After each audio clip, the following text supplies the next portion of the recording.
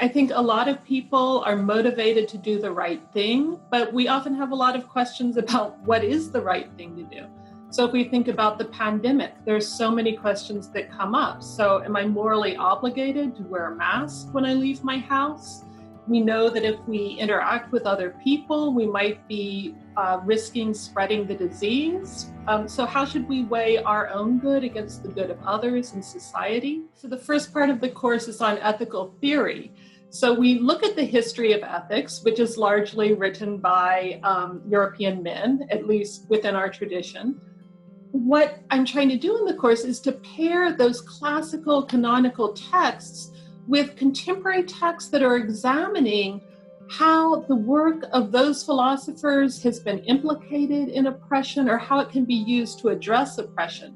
So, for example, what should we make of the fact that one of the most influential theorists of property rights owned shares in a slave trading company in the 17th century?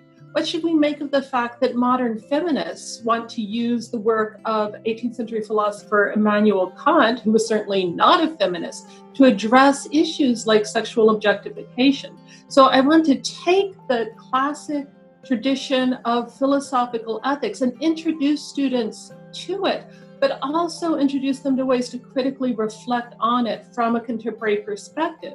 And then the second part of the class will be practical or applied ethics. So rather than examining ethical theories about the right thing to do, we'll be focusing on specific ethical questions. So like I mentioned earlier, I want to raise questions about ethics during the pandemic. I want to raise questions about our treatment of animals and questions about reparations for slavery and the history of racial oppression in this country, including Jim Crow, redlining.